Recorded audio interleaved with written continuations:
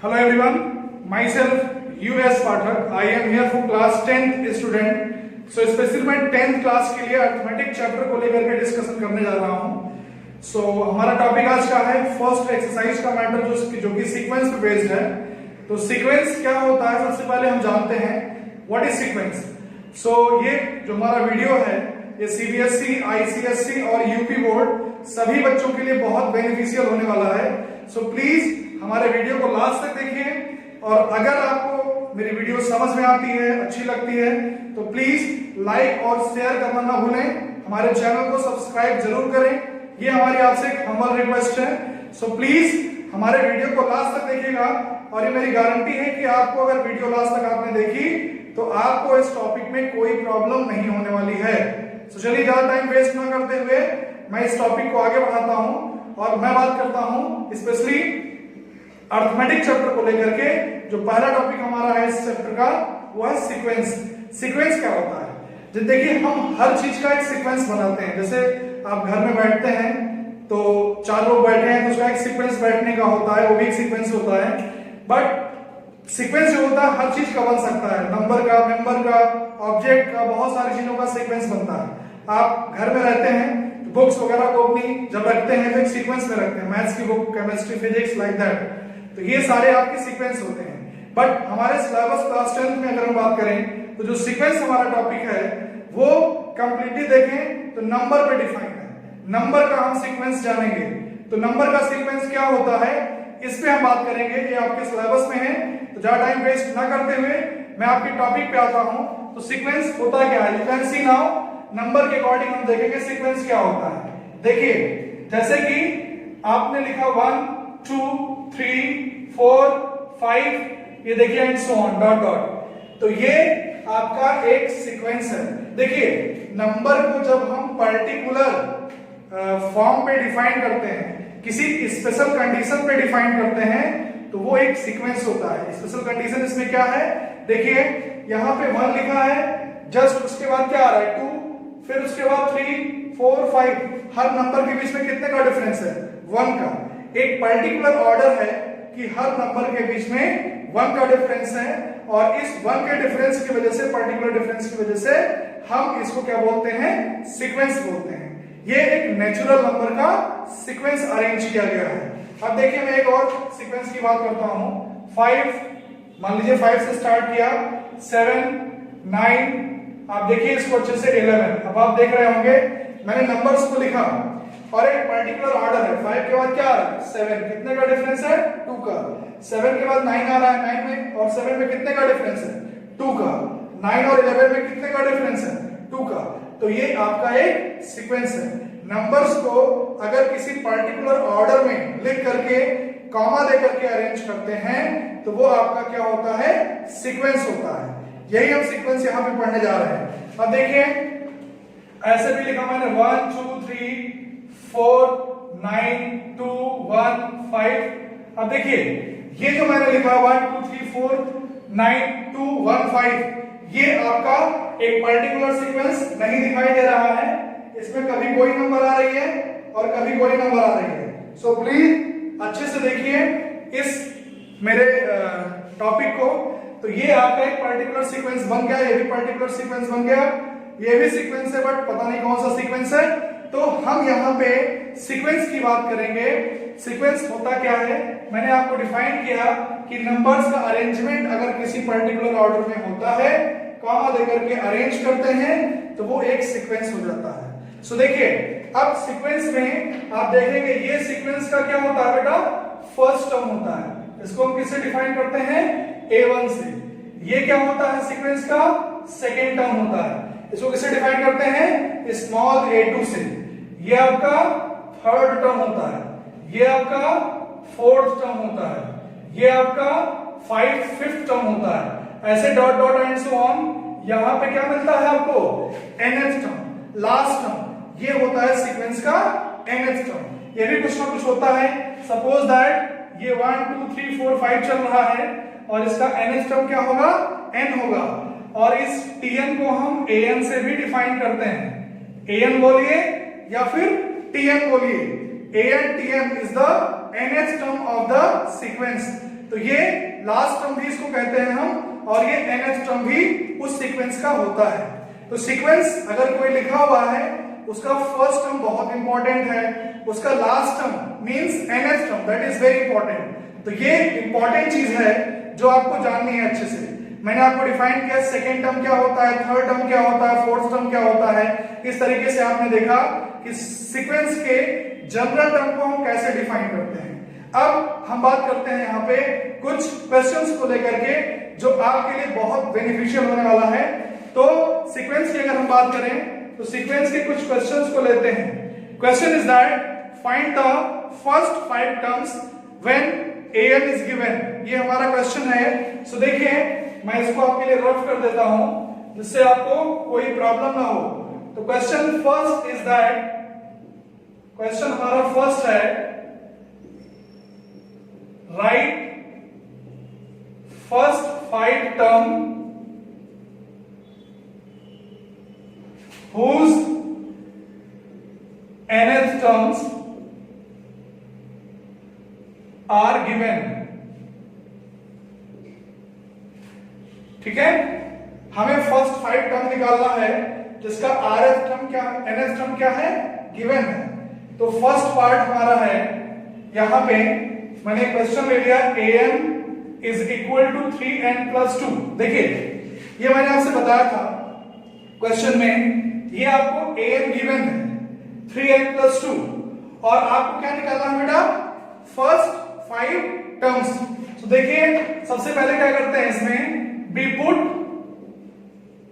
n is equal to 1। इसमें हम n की जगह 1 रखेंगे तो a1 का क्या मतलब होता है, फर्स्ट टर्म। सो देखिए इसमें n की जगह हम 1 रख देंगे तो यहां पे 3 इंटू 1 क्या होता है, 3 प्लस 2। तो आपको a1 की वैल्यू क्या मिल गई, 5। तो ये आपका a1 हो गया 5। यहां पे a1 में सही से लिखता हूं, ये आपका फर्स्ट टर्म मिल गया। अब इसी में हम, ये फर्स्ट इक्वेशन आपका नाम है, इसी में मैं 2 रख दूंगा। We put n is equal to 2।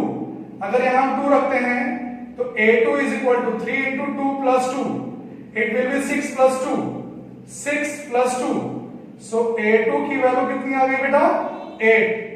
आप देख रहे हैं कि जो सेकेंड टर्म था वो कितना मिल गया, 8 मिल गया। निकालने कितने हैं, फर्स्ट 5 टर्म। सो 3 पुट करेंगे यहां पे, तो a3 is equal to 3 into 3 plus 2।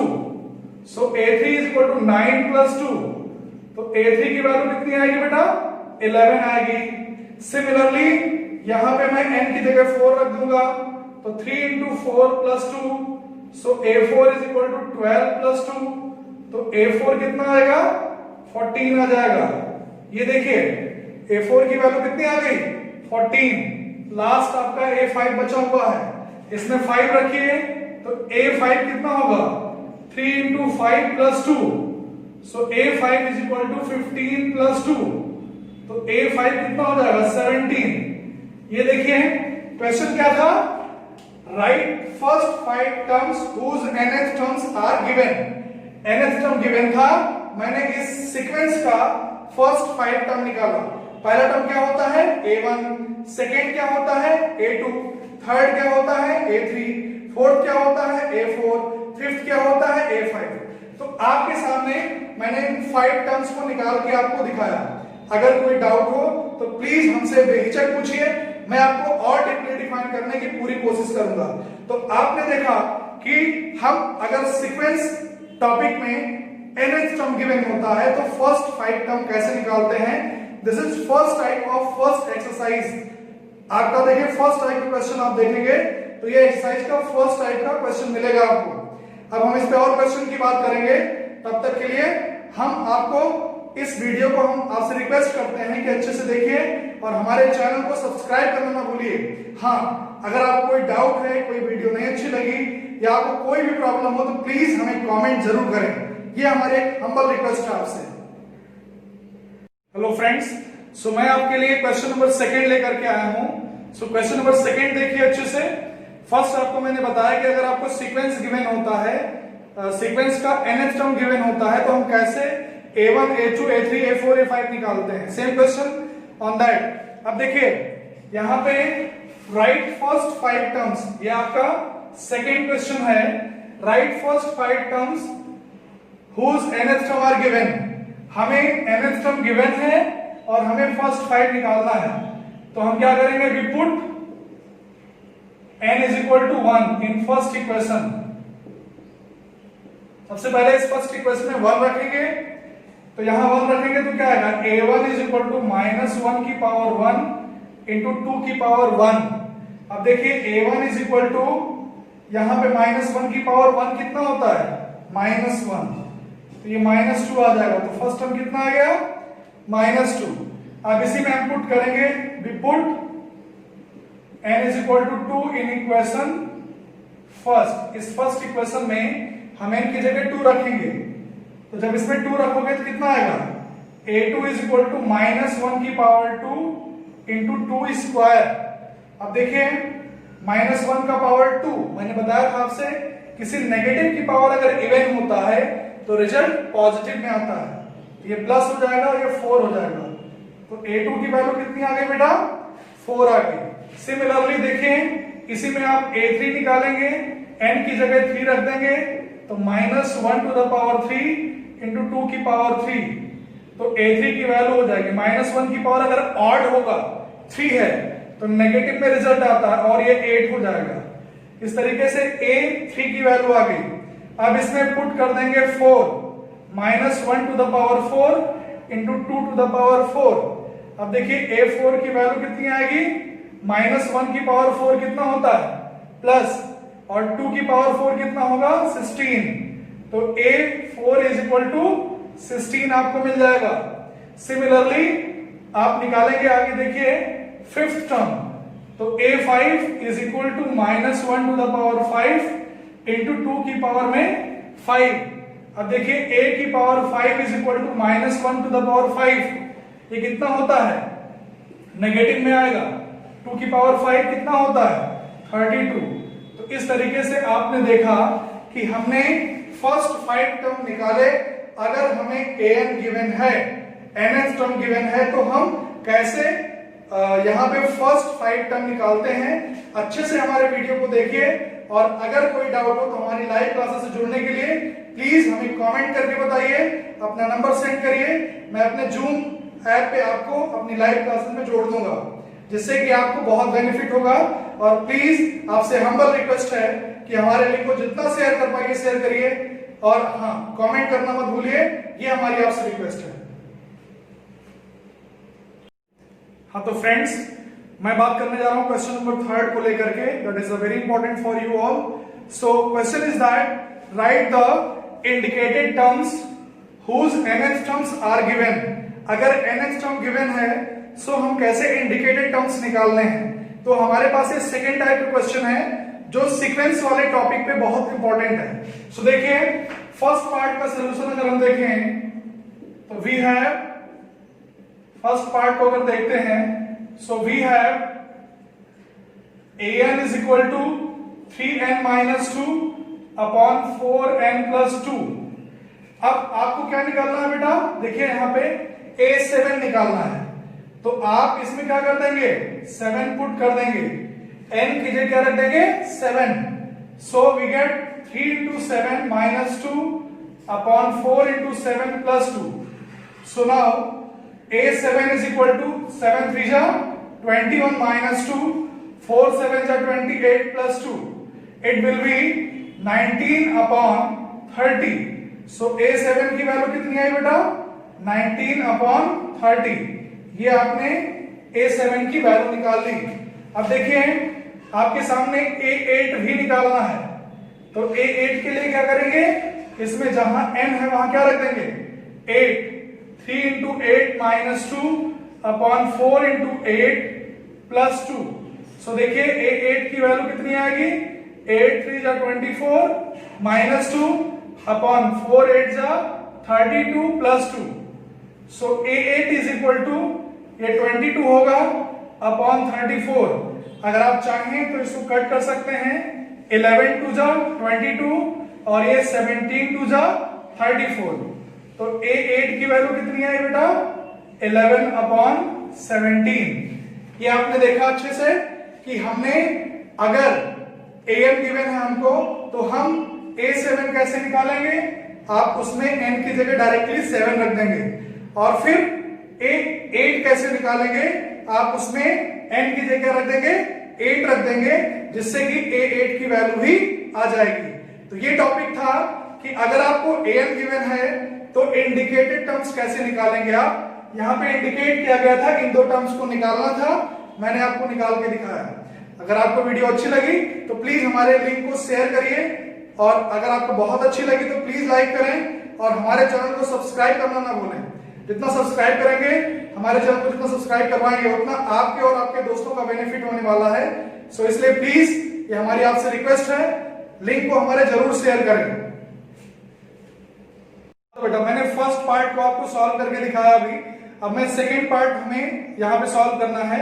Question second part में क्या गिवन है, ai is equal to given है n-1, 2 minus n, 3 plus n, और आपको निकालना क्या है a1, a2 और a3। तो देखिए कैसे हम निकालते हैं। हम सबसे पहले यहाँ a1 निकालेंगे, तो 1 माइनस 1, 2 माइनस 1, 3 प्लस 1। देखिए ये 1 माइनस 1 कितना हो जाएगा, 0। तो 0 इंटू समथिंग करेंगे तो क्या आ जाएगा, 0, सब 0 हो जाएगा। देन फर्स्ट टर्म कितना होगा बेटा, 0 हो जाएगा।